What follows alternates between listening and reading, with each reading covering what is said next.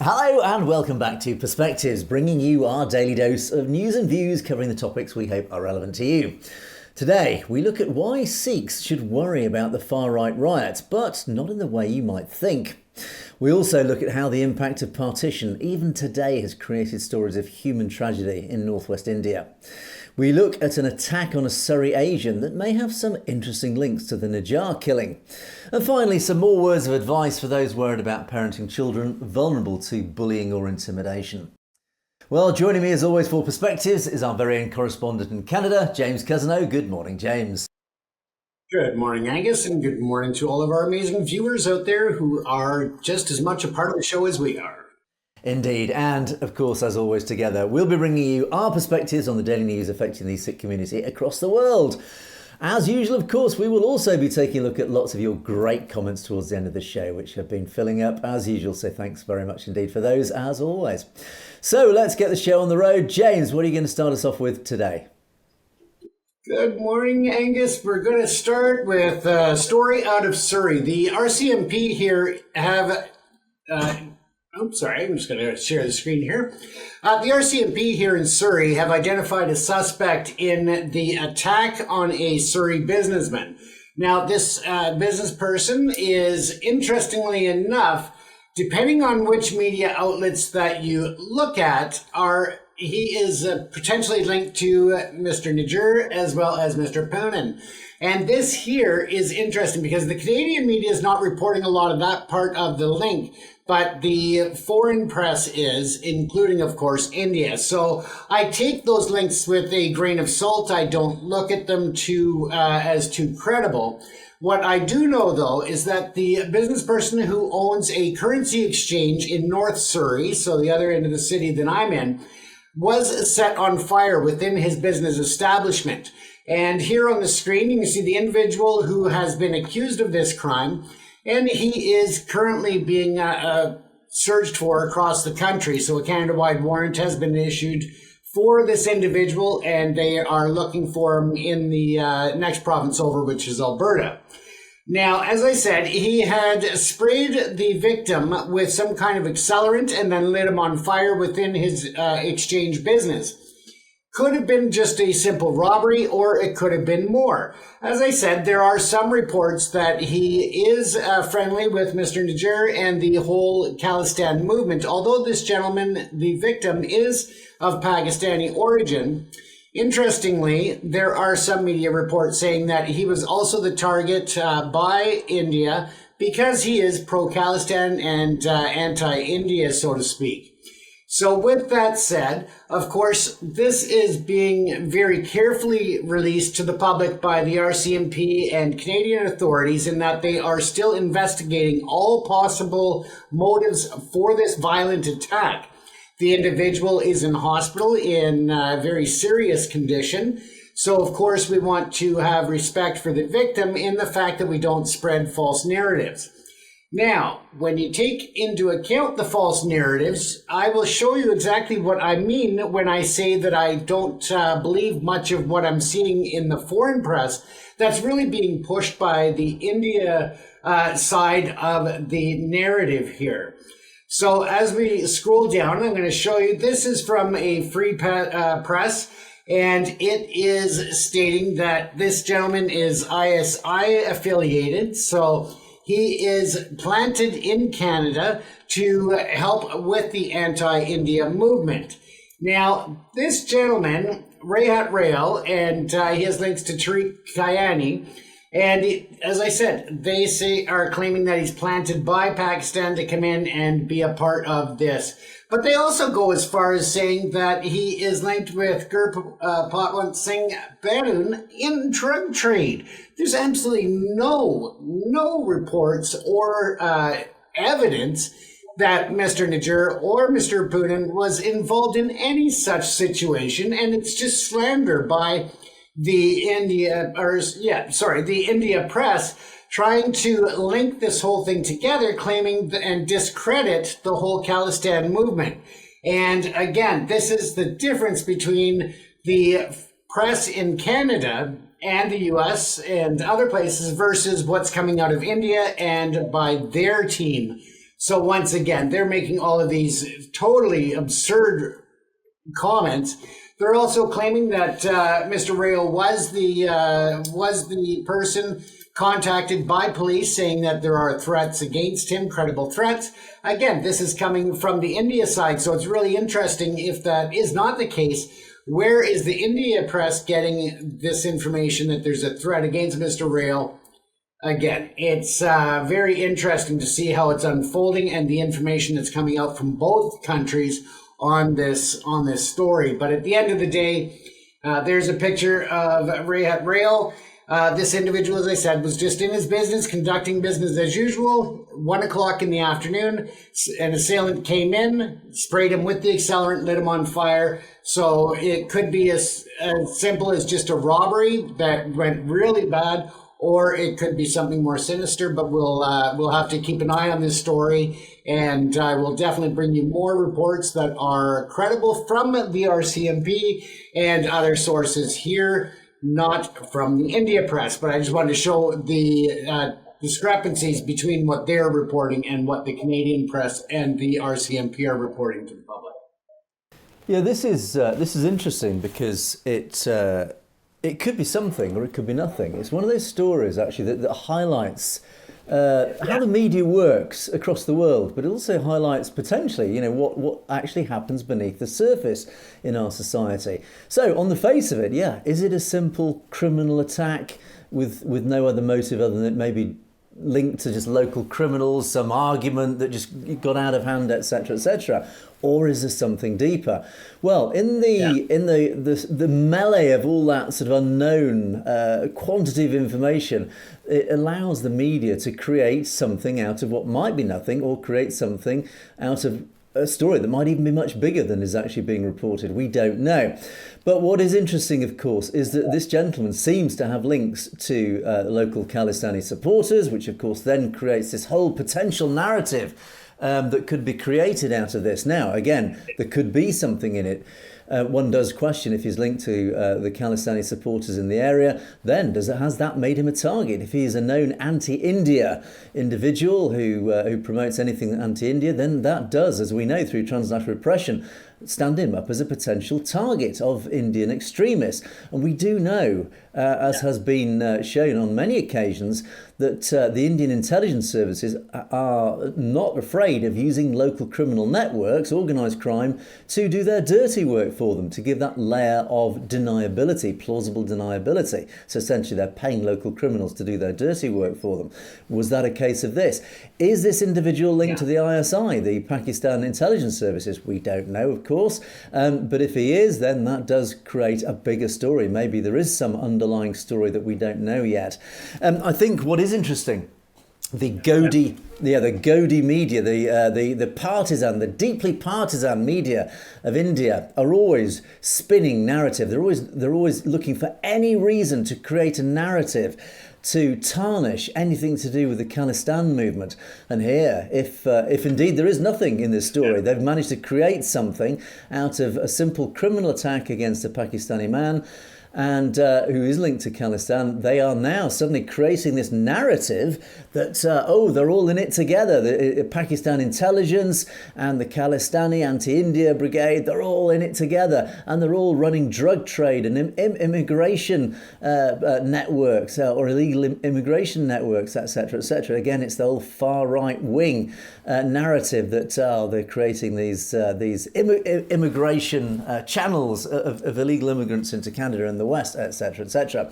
And it's interesting that, again, they even link Gurpatwant Singh Pannoon into this story. I mean, how on earth? There's a stretch, but they even managed to link it all together. They're spinning this story, getting all the component parts and linking together in this so-called narrative where they're all involved in the drug trade. Now, it's very interesting. The wording used in the media in that report is very careful, and they know exactly what they're doing. They're saying, it is reported that Pannoon and this gentleman were involved in the drug trade and are running these immigrant networks. Now, by saying that, they're avoiding actually saying they are involved. They're just saying, it is reported. Well, where, I wonder? Actually, no, they've just made it up, and they're saying that it is reported. It's an old... Yes, it's reported. Yeah, it's an old technique used in the media to avoid essentially being sued for defamation or libel, and this is exactly what they're doing. They're creating allegations that do not exist. They're creating allegations about things that they are basically making up. And again, this is a very typical tactic of the Indian media. And again, it's spread. And this again shows the power of the media, because of course many people read this and they read it at face value and they assume, oh yeah, these Khalistanis and these people, particularly Gurpatwant Singh Pannu and his Sikhs for Justice, they're all just drug runners, aren't they? That's the narrative that they take away from it. So the power of misinformation is deeply dangerous. So yeah, James, interesting story, because again, out of nothing, it could actually be a big something, or vice versa, it could be nothing out of something. Who knows? But it does show the power of the Indian press. I mean, it's in a very rough.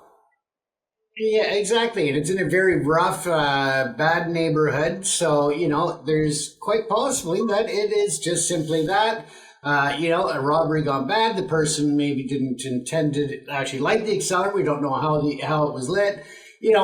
We just don't know. And there's so many ways that they are trying to push their own narrative into this story that it's, I thought it was important to kind of clarify that what's being reported by one is not necessarily the case. Yeah, and I think what's interesting, as you said, people take it as gospel. Yes. So it must be true, right? Yeah, absolutely, James. And I think what's interesting here is that we must take stories like this seriously, because the RCMP, we do know, are looking into other potential cases of transnational repression, other killings of Asians, particularly Sikhs, in Canada and the West, that may be linked to the Nijjar killing. So it is perfectly reasonable to wonder if there is a link to those killings as well. Yeah, that's right. So we'll have to keep an eye on the story, Angus, and see where it takes us, and just follow up with it one way or the other. But with that, we'll move forward here, as we know that in many areas, including in your neck of the woods there in the UK, there's a lot of racially motivated crimes that are going on, bullying and other violence that's happening. And I thought that it would be appropriate to speak with the parent viewers, or, people who have concerns, whether it's brothers, sisters, nephews, nieces, so on and so forth, to talk a bit about warning signs that your child or a child you care about may be at risk of being a victim of bullying, a victim of harassment, or a victim of physical violence in a racially motivated way. Now, of course, we know that there's a lot of stress and a lot of anxiety for children and youth of all ages when it comes to being different. Of course, all children and youth have that basic human need of being accepted by their peers, of having a sense of belonging, and to have that sense of camaraderie and partnership with friends. This is, of course, tougher when the children or youth are in a new area, whether it is moving between community to community, just between schools, going from elementary school to high school, which here is grade 7 to grade 8 in British Columbia. And, or if they've settled in a new country, it's very difficult. All of these factors can come in. But even if you are a well-established family within the community that's been there forever, generations, whatever the case is, looking different can still put a target on a child or youth's back.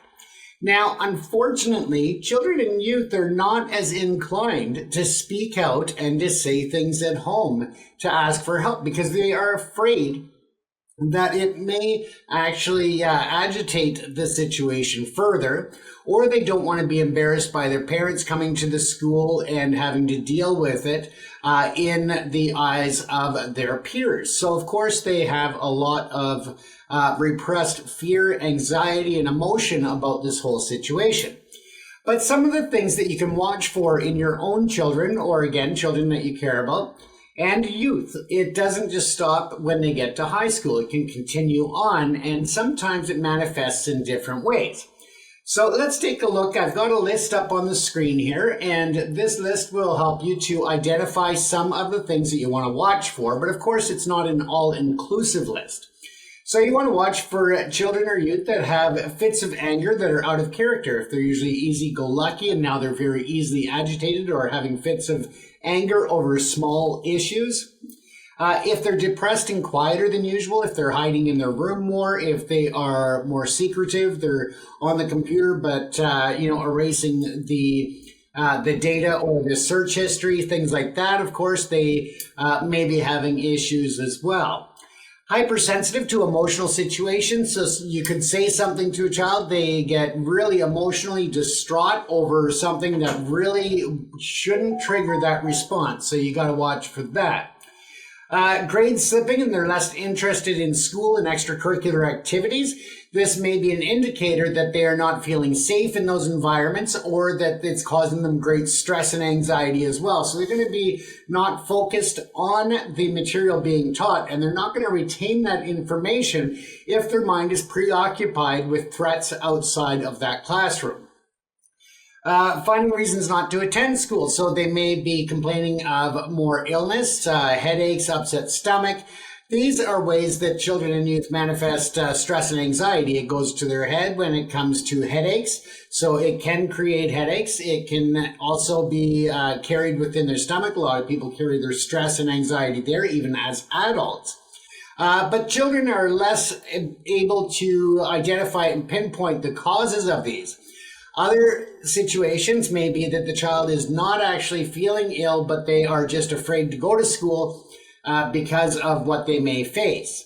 Now, you want to also keep in mind that if they have unexplained bruises or marks, that they may be the victims of physical attacks or violence. And again, if that's racially motivated, they may not want to speak out for many reasons, as we've already talked about.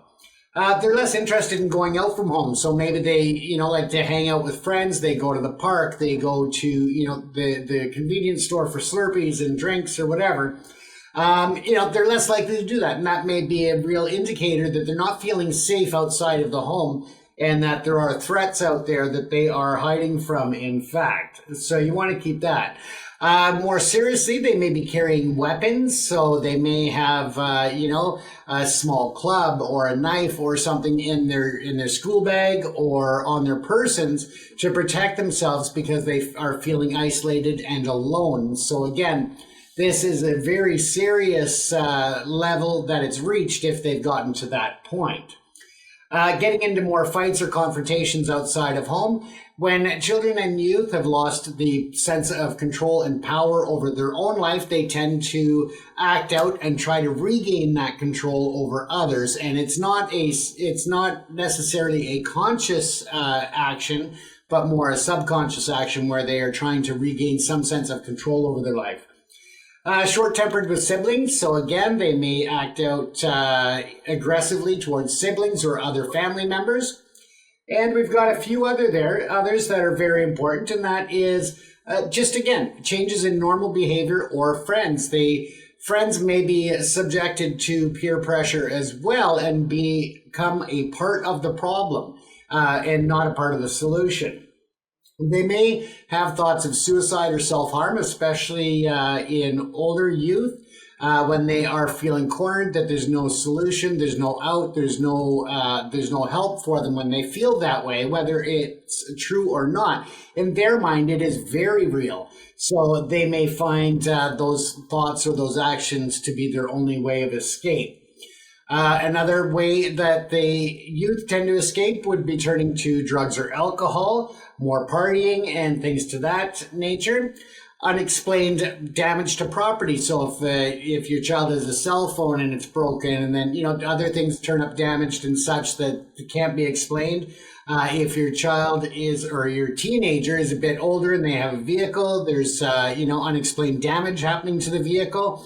Again, this could be warning signs that your child or youth is the target of racially motivated crimes. Missing property, again, it could be that they are being targeted by these individuals, and it could be that they are actually taking their phones, taking their expensive shoes, taking, things like that. So again, it's your child's way or your youth's way in trying to protect themselves to give up something in exchange for not being threatened or attacked on that in that certain case.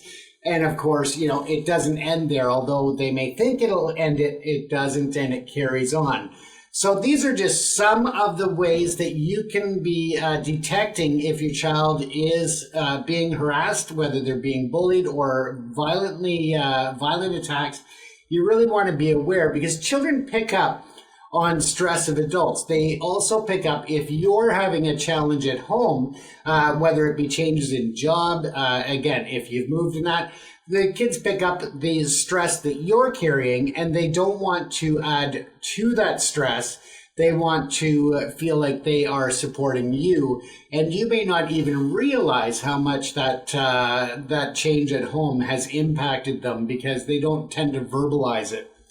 And so this is a partial list for you. I hope that helps for all parents out there. If you know other parents who maybe don't speak English, but this would be helpful for, I encourage you to share it with them and to translate it. And really, just be safe out there, but really be open at home, and try to keep the lines of communication with your children and youth for as long as you can.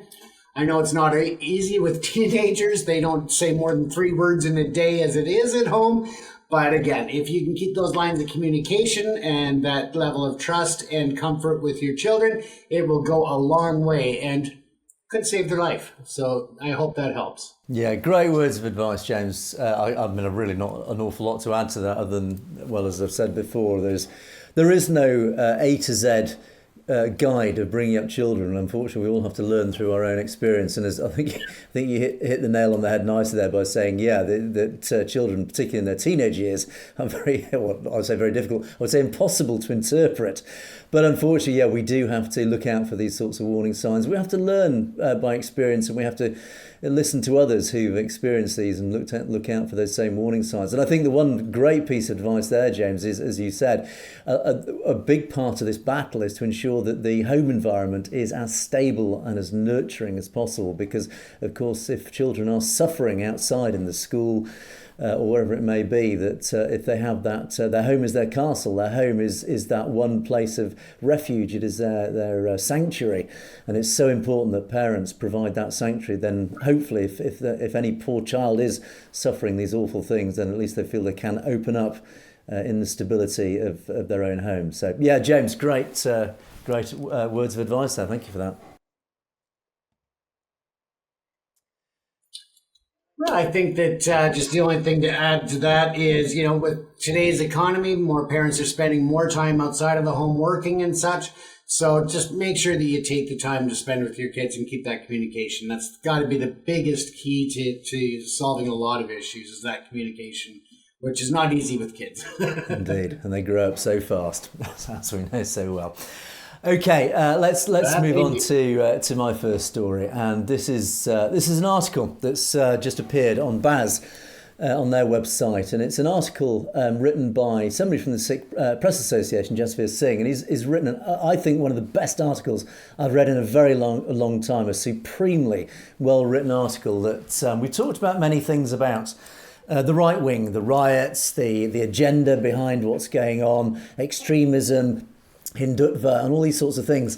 And we talked about joining dots and what it could all be about. And I think this article that Jasveer has written takes a look at recent events, particularly here in the UK, and the impact upon the Sikh community and implications of this on a wider perspective. And I'll talk you through this article. I'll just pick out some of the key points written in this article. As I say, I think there are so many nuances in this whole debate and this whole argument, and it's very easy to create a black and white argument about these anti-immigration riots, the racism involved, the extremists on the far left and the far right. It's very easy to paint things in a black and white. Of course, things are not black and white. There are shades of grey. There's so many different nuances in this, and I think this article actually picks apart many of these nuances, and it's important to understand the nuances to be able to debate this intelligently and understand just actually what is going on behind the scenes on many of these things.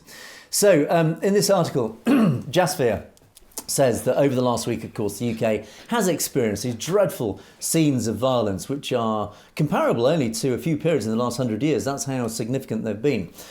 And they were triggered by a terrible act of violence against 3 young girls. Young white girls were murdered. And of course, the the right wing jumped on this and immediately painted the perpetrator as an Islamic immigrant. In fact, it wasn't. It was somebody from an African background.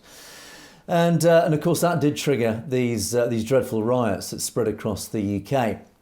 Now, counter-protests by Muslims underscore the target of the far right and what is clearly the ongoing historical fallout, of course, from the post-9/11 rhetoric. It all comes back to what happened in 9/11 and the impact of that and the anti-Muslim rhetoric that came from that.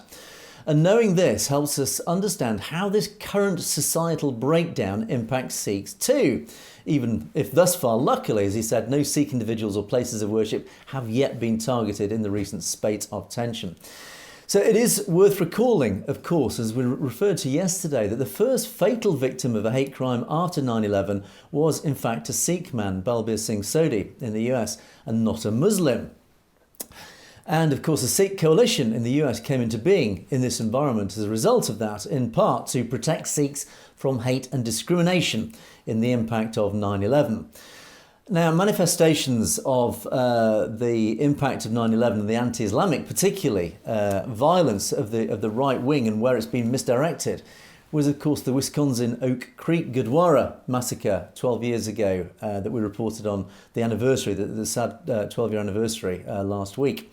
And that reaffirmed the extreme levels of hateful ignorance. And last year, of course, in New York, there was some dreadful hostility that, as Jasper says, has even transcended beyond white supremacists and the far right. So it's even spilling into the mainstream. And the World Sikh Organisation of Canada, as a result of much of this rising violence and hatred, has launched a new online portal, again, which we reported on, to track these hate crimes and incidents as anti-Sikh rhetoric has reached an all-time high. Now, the argument that people no longer conflate Sikhs for Muslims, confusing Sikhs for Muslims in this anti-immigrant violence and hatred, has actually been proven wrong on many occasions. And in fact, here in the UK, just last year, one of the most viral posts from the far-right group Britain First was actually a specifically anti-Sikh tweet about the Southall Nagar curtain. Yet, some are adamant that Sikhs do hold a different and better status in the UK. And here's where the nuances start coming in and start getting really interesting.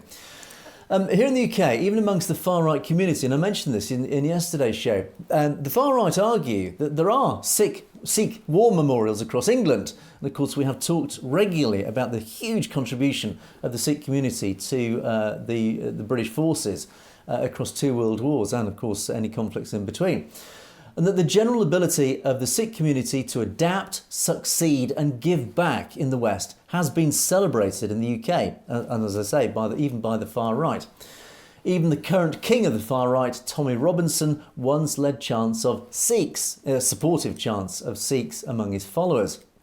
Now, interestingly, Tommy Robinson has, of course, been courted by the far right in India. And anyone holding on to the idea that Robinson's agenda won't impact Sikhs because of his apparent public support of Sikhs will be disappointed to learn that Tommy Robinson is growing ever more prominent within the Godi media ecosystem. The Godi media ecosystem, of course, referring to the pro-BJP, pro-RSS partisan press of India.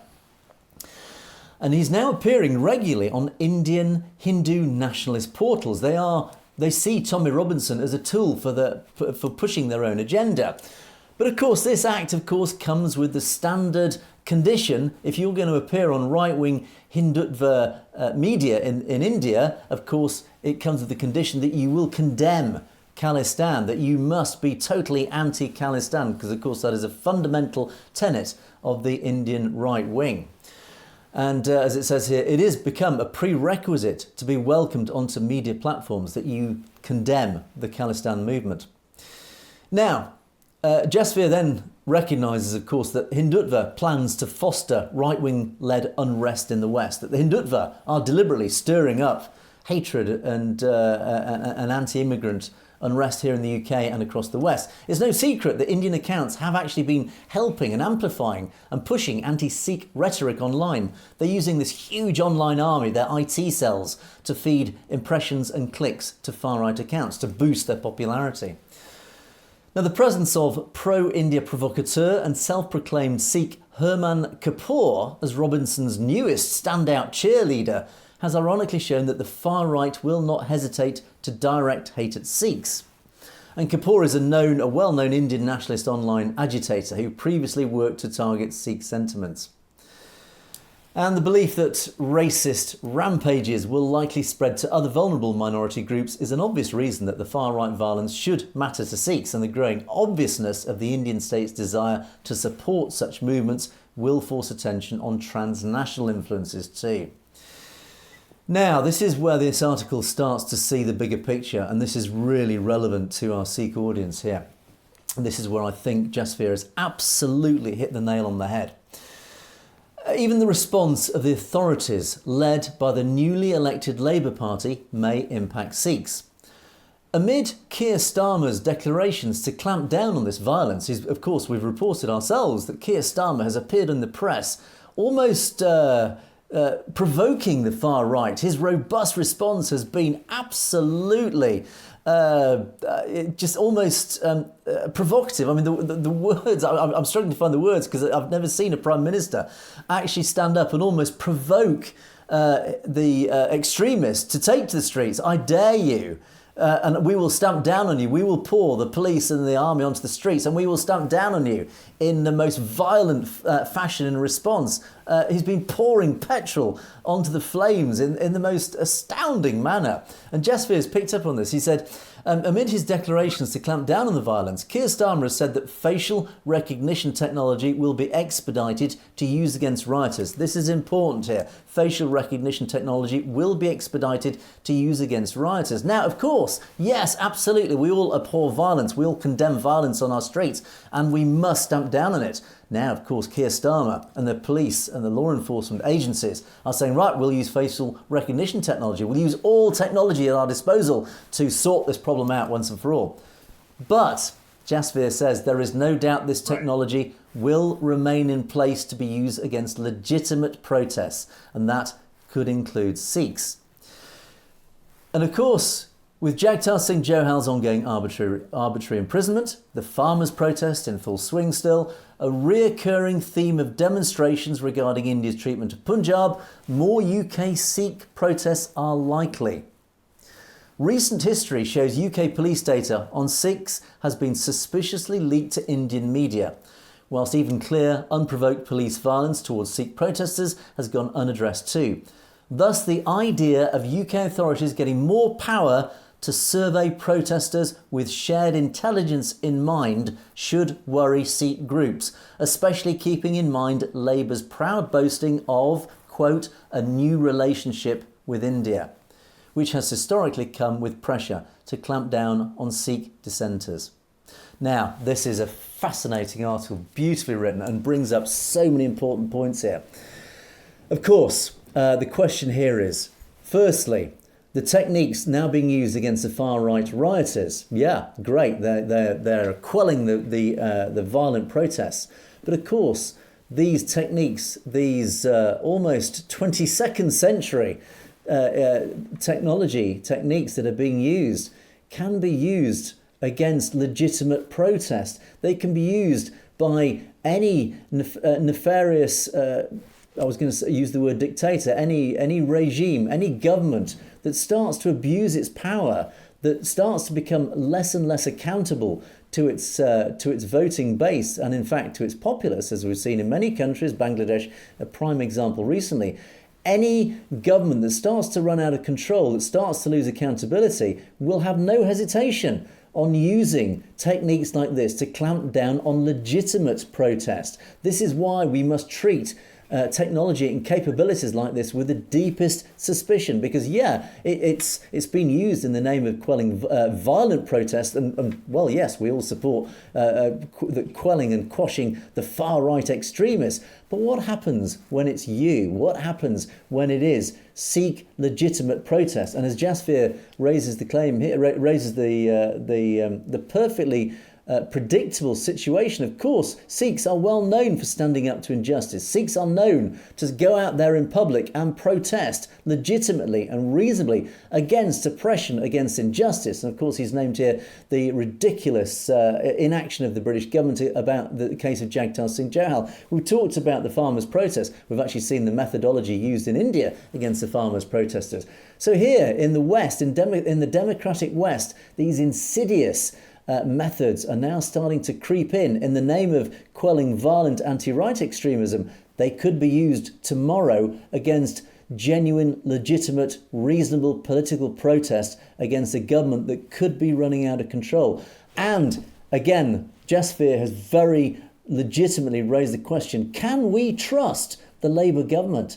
Can we trust British law enforcement? Can we trust the British police? Well, let's look at the track record of the West Midlands Police, as Jasveer alludes to here. We do know there has been collaboration between the West Midlands Police and their counterparts in India. We do know that Sikh homes have been raided in recent years, basically on the evidence presented to the West Midlands Police by Indian law enforcement. We of course do know, we even reported yesterday, how the FBI has been fed fake evidence by India law enforcement to push the FBI to investigate mischievously Sikhs and particularly Khalistani campaigners. So can we trust the police with the Sikh community? At the moment, frankly, no, we can't. Much as the Sikh community are doing their best to build their reputation, to build bridges, we do know that we have a deep suspicion about the British establishment. We know that Keir Starmer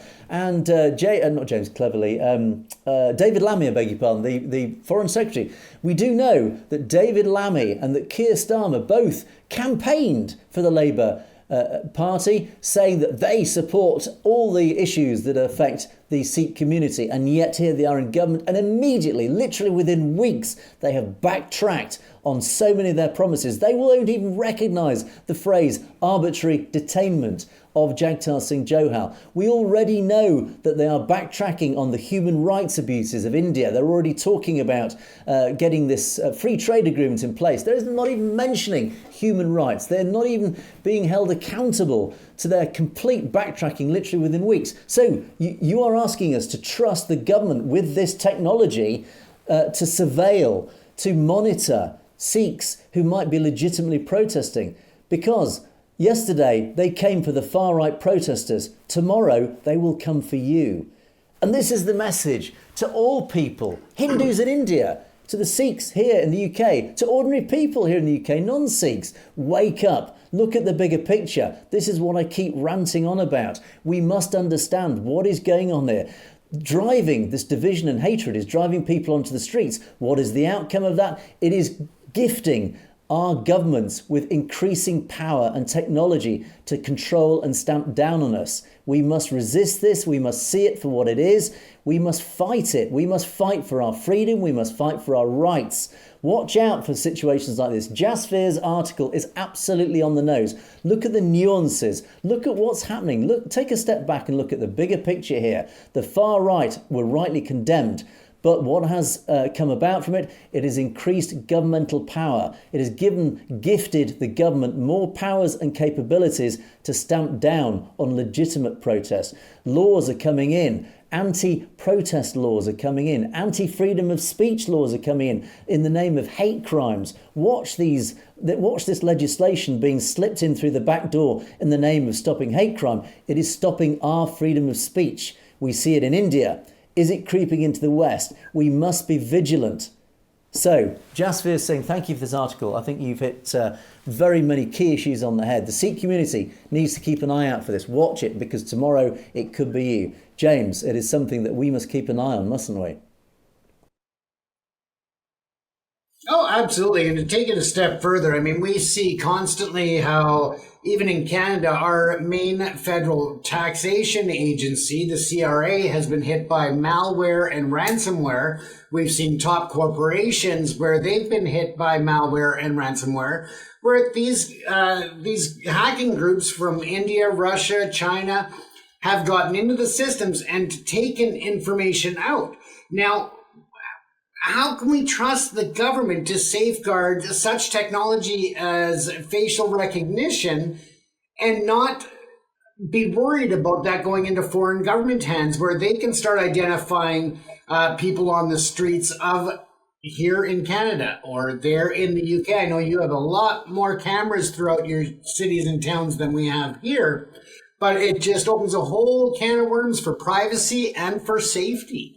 It does, and it's deeply concerning. And Jasphere raises the point here that all this data gathering by the police here in the UK, and we are one of the most surveilled societies on this planet, and I include China in that.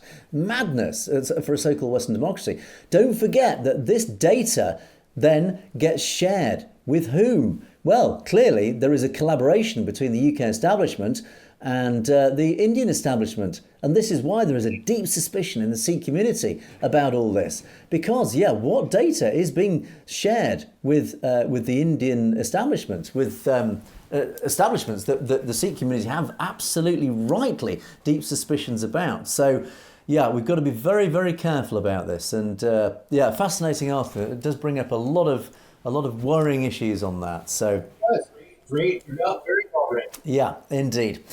Okay, let's move on to my second story, and let's completely change the subject, and let's look at partition and the impacts of partition on northwest India. Of course, we have talked about this an awful lot over the last year or so, and the impacts are being felt across many parts of India, particularly northwest and of course northeast India, and it has created many stories of human tragedy. And there's the obvious high-level ones, the high-profile ones that we talked about, the massacres and the carnage that occurred at the time of partition, as those huge migrations of people moved from west to east and vice versa. But even today, we talk about J&K and the Punjab and these areas and the impacts that it's still having now on families, even today. And J&K, particularly and up in Ladakh, these more remote regions that have been impacted by these events so long ago that have split up families. And I want to, there's an interesting article written yesterday about just a local investigation that was done in the northern parts of J&K and how it's impacted families there even today. And it has implications in a wider issue, particularly actually, funnily enough, to Khalistan. So I'll just quickly give you a quick rundown of what's been happening up there in this story.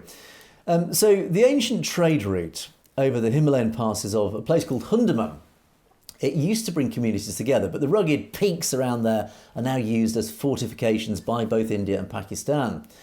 And the local farmer, Ghulam Ahmad, he's 66, and he's an elderly gentleman separated from his parents as a teenager in the chaos of war that swept through that area.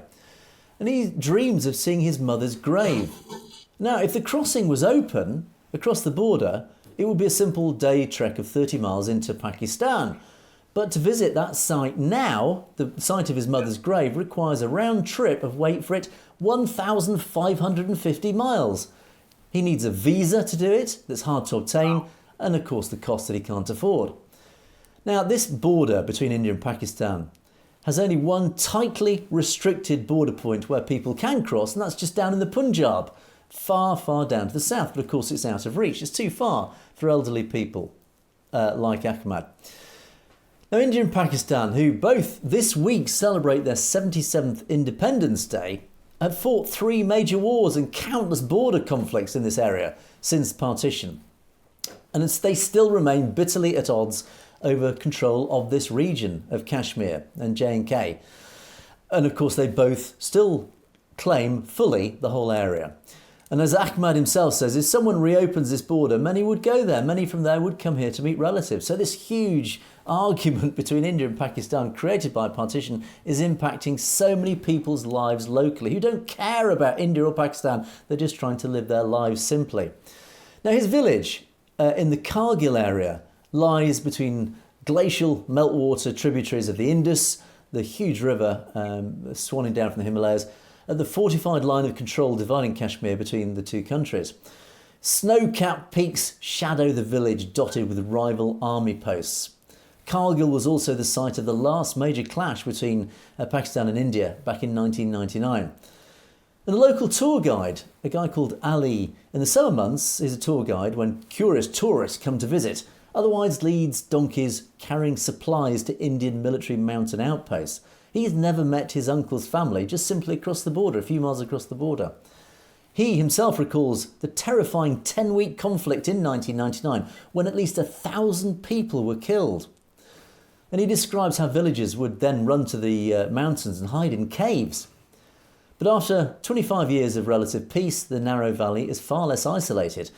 India's military has made a huge push to boost strategic infrastructure. They've built roads and telecommunication lines.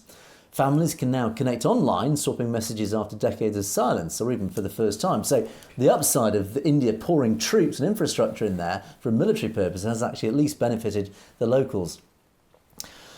And a Kargil veteran, Major General Lakwinder Singh, who was a veteran of that conflict, said there was nothing here in 1999. Now small townships are coming up, new hotels, so the area is growing. But Mohammed Bakir, a local resident, said while he had now reconnected with his relatives in Pakistan, his desire to meet in person and pray at a mosque together was still just a dream. He said, "I've seen our soldiers fortify defences and have no hope of a thaw." So he's seeing this military build-up growing, not lessening. And he says they're always living in fear that something may kick off again, that more war may come to their area. And Ahmad, that farmer, said he showed his late father's photograph to his teenage grandson. But his grandson wasn't interested. And this is where the tragedy really comes in, and I think the lesson to many of us.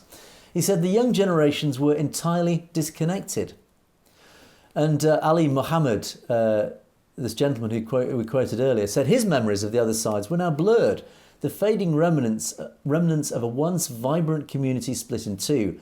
A generation has been lost, and this is the sad part. The young haven't connected on either side.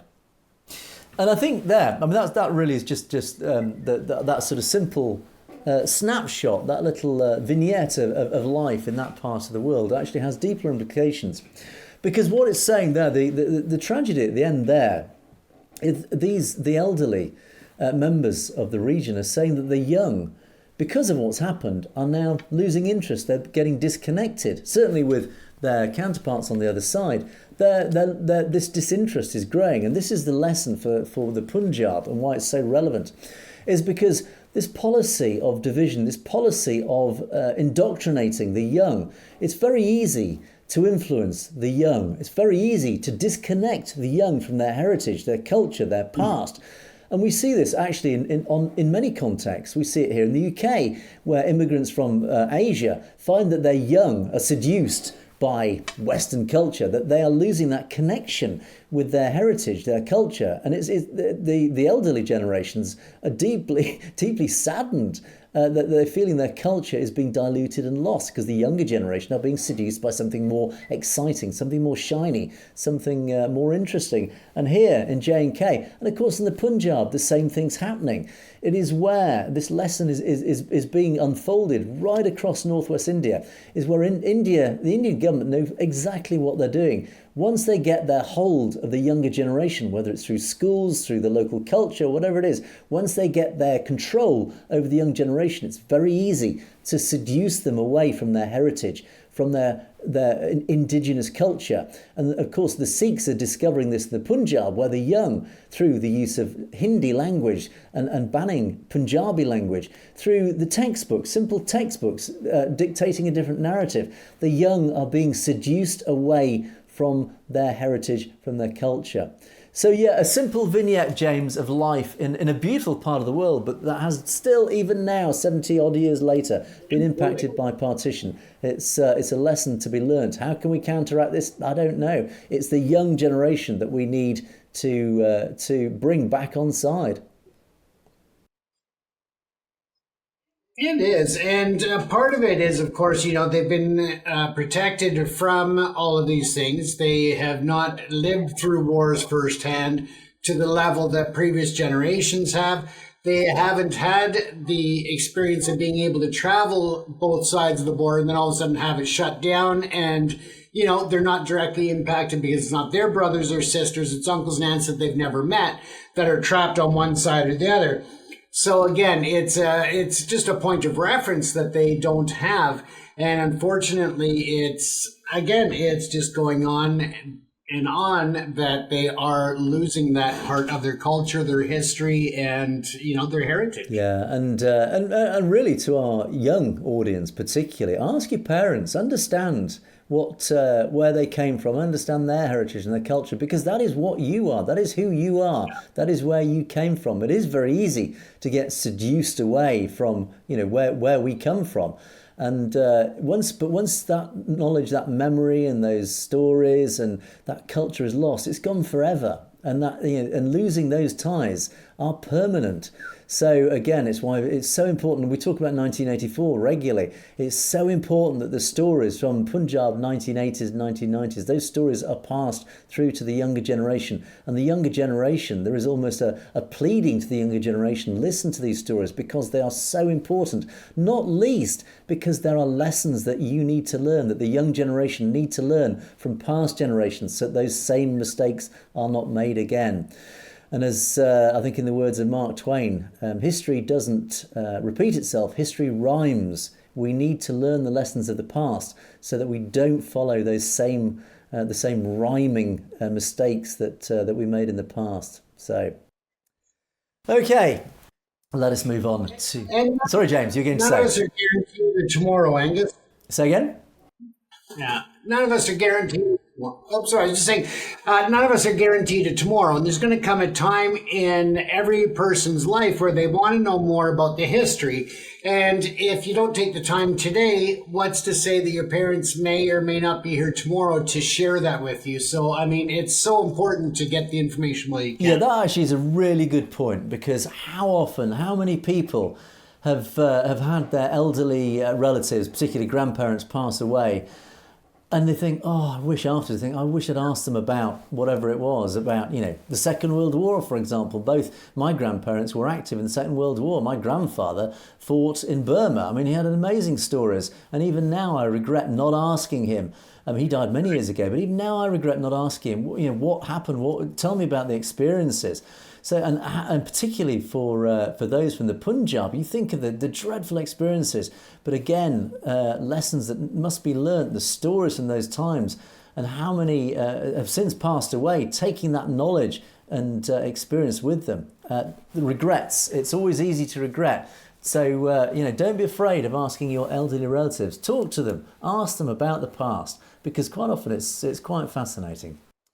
So let's move on. Let's move on to our comments section. And once again, loads of comments come pouring in. Thank you, as I always say every day, to our commenters, because we do very much appreciate the wonderful comments. Many supportive comments and many educational comments and many very fascinating comments that has provoked me and James to look up all sorts of interesting things. And as from one of our shows a few days ago, we talked a lot about Dr. Amarjit Singh, and I think a couple of, or 2 or 3 shows ago, I mistakenly thought Amarjit Singh was part of one of the fake Sikhs, the planted Sikhs, and of course I was roundly corrected. Of course not. Dr. Amarjit Singh is in fact a very well known, as it turns out, commentator on Khalistani affairs, very educated and very well known, it turns out, gentleman.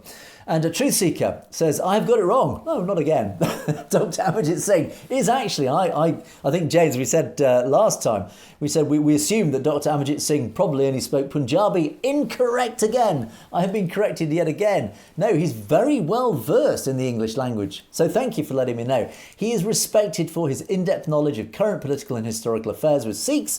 Might want to reach out to him through his TV 84 channel for an interview. His knowledge comes from actual research and his understanding of the Indian mindset. Another great person. And yes, thank you. I did cut off the rest of your comment, which was taken note of. Thank you for that information. But relevant to here, you talk about Dr. Amarjit Singh. Azad, of course, likewise says, in fact, Dr. Amarjit Singh's command over English is quite good. Although his programme is in Punjabi, he's often been interviewed by other Punjabi channels.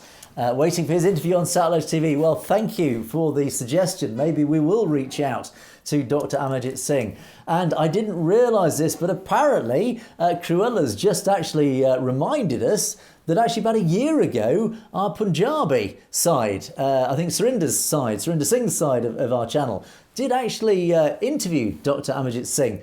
themselves, and apparently it was a lady host. I must look into that. And we do, of course, speak regularly with our counterparts on the Punjabi side, but we don't tend to watch a lot of what they produce because, of course, it is in Punjabi. So we tend to focus, obviously, on the English side. We do, obviously, there is a lot of collaboration, but thank you for pointing that out. And actually, I think, James, we will have to look into Dr. Amarjit Singh. I think we may have to bring him on the show one day. I think that's definitely worth doing. Indeed. So thank you to each and every one of you who's suggested him. And Truth Seeker, thank you for your other suggestions. Right, one of our regular commenters and indeed a blogger and writer, Jasleen, has made a fascinating comment. Conservatives or Labour, Republicans or Democrats, BJP or Congress. The truth is, the only real ruler in any country is the corporate side, the corporations. Oh, how true. Politics is a witch's cauldron, and in this cooks the common man's life to feed the fiendish greed of the corporations. For Sikhs, the only way forward is, of course, Khalistan. It's the only pedestal from where Sikhs can establish themselves as equals and not be the invisible minority for the short-sighted global regimes. May Waheguru bless us both, so thank you and the same to you. Yeah, what an important point this is. It doesn't matter who the political parties are. Actually, the truth is, we're all ruled by corporations. That's a big premise. James, your thoughts on that? Are we run by corporations? I cannot agree with that more, Angus. We see it day in and day out. I mean, look at how many corporations have been having issues getting into the India market. And all of a sudden, these North American corporations have invested in India technology. And now, of course, problems just disappear that regulations prohibited prior. But as soon as they invest in India tech and get in bed with the billionaires there, everything is just fine. So all over the world, corporations are pulling the puppet strings. Yeah, and I think this is absolutely true. I would totally agree with that, James. Clearly, I mean, you only need to look, for example, at big pharma, the pharmaceutical industry, or the telecommunications industry. They have budgets running into the tens of billions of dollars every single year to lobby lawmakers, to lobby politicians. Essentially, they are buying law in their favour. And that's at the large scale. At the smaller scale, of course, there are those with vested interests who have the money essentially to buy influence in politics. And of course, the politicians are the lawmakers, and therefore, through that chain of money pouring into politics, law is made in the interests of those people paying essentially to buy law in their favour. So yeah, the sad reality is, it doesn't matter which party's in power. Much of our law, much of our policy is dictated by those wielding the power, and of course money is the power. So yeah, a very sad indictment. It doesn't matter whether we're in a democracy or not, this sadly does seem to be a sad fact of life. Right, And it goes back to that old saying that some politicians want to get their face on your money, the rest of them just want their hands on it. Absolutely right. Couldn't have said it better myself. 5 stars 5 says, UK always backstabs Sikhs. Sikhs fought for the UK. A very good point. And then goes on to say, UK is not a friend of Sikhs and the Punjab. Now, I picked up these two comments together because actually, yes and no. Yes, the UK has always backstabbed the Sikhs. Sikhs fought for the UK. 2 issues that we have talked at great length about. That yes, the UK establishment has betrayed Sikhs on a regular occasion. We highlight it on a regular basis. And that is despite the fact, as you rightly say, Sikhs have fought, they have spilt blood for this nation on many occasions. But your second comment I deeply disagree with, and I'll tell you why. The UK is not a friend of the Sikhs and Punjab. No, you're wrong. The UK is a friend of Sikhs and the Punjab. The UK establishment is not a friend. There is a huge difference between the UK establishment and the people of the UK. I would say quite firmly that the majority of the UK are firmly friends of the Sikhs. Most of us recognise the benefit that the Sikh community has contributed to the British the British nation. Even, and I laugh again, even the far right have recognised the huge contribution that British Sikhs have given to our nation. So when you say the UK is not a friend, the UK establishment is not a friend. And I agree with that. The UK establishment has proven itself over and over again. It is not a friend of Sikhs and the Punjab. But the British nation is. And certainly, as I keep saying, I feel the British nation has a debt of honour to the Sikhs and particularly the Punjab, where we should unite and fight for Khalistan. And I can say no more on that. James, I don't know if you've got anything more to say on that yourself. No, just that, the same as in Canada as well. I mean, we have the second largest Sikh population outside of India. And of course, the contributions of the Sikhs we've covered many a times to Canadian development, and that going back over 100 years. So absolutely, we're definitely friends here as well. So indeed. Right. RNIJ says, finally, a report on Christian killing and abuses done in India. Yes, of course, this was James's, your report on the Christian leaders finally standing up and calling out the abuses done in India. And it is, I think you're absolutely right. I think it is very sad that it has taken this long, years literally, for the Christian church in the West to stand up more robustly and more loudly and call out these dreadful abuses that have been happening across India. Churches have been razed to the ground. Churches have been attacked and burnt by extremists right across India, and particularly in Manipur, and that violence recently in Manipur. Why has the Christian church not stood up more robustly about this? James, I think your report said it all, didn't it? I believe that it did, Angus. It's just horrific that it took them that long. Jura Rai says, Scott and James, thanks for informing people of the reality, but look at the Prime Minister of the UK. He's blind about the Indian government actions against Christians and other minorities. Yeah, absolutely. Same point, but extended to actually all human rights abuses. It's not just up to the Christian church in the West to point out the abuses, but why isn't our own Prime Minister calling it out? Our own Prime Minister is allegedly from a Christian background, I believe. Why isn't he standing up and calling it out? He doesn't. He's more interested in trade talks, as we point out on a regular basis. So you're absolutely right. Why aren't more people calling out these abuses? And Avtar Singh takes it a step further. And that goes to the entire Western world, not just the UK. Yeah. Well, Avtar Singh takes things a step further and suggests that we need to file a case against the government for denial of justice for Jagtar Singh Johal by the British and Indian governments. And he's actually suggesting that why don't we actually take legal action? Well, if we could, we would. I don't actually, I'm not a lawyer, so I can't say for sure, but I don't know if there is any actual legal action that could be taken against the government for denial of justice, because they say they're doing everything we can. I don't think there is any lawyer in the UK who could possibly hold up the government legally to account, because the government could just stand up saying, well, it's all behind the scenes. It's all cloaked in our intelligence community that there are discussions going on behind the scenes. And it's very easy for the government to defend any legal action. But yeah, I understand your anger. I'm angry, absolutely angry about it. And there does seem to be no accountability. Why is the government not being held more accountable publicly about its inaction? And here I'm looking at two governments. I'm looking at the past Conservative government, and I'm now looking at Keir Starmer's Labour government. Why are you not being held more accountable? Why are you not being more publicly vocal about your support for arbitrarily detained Jagtar Singh Johal? I mean, ironically, I see more action from the Canadian government. I see Justin Trudeau more vocal, don't we, James?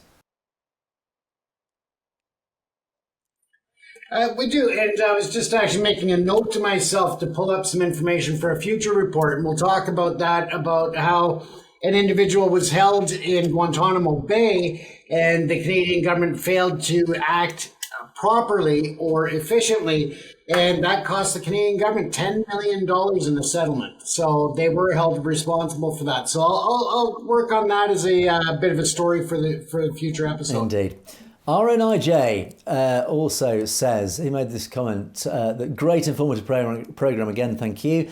Please also highlight the hate comments being circulated in Canadian social media against Sikhs, fueled by Indian media as well. Well, we touched on that in our earlier stories.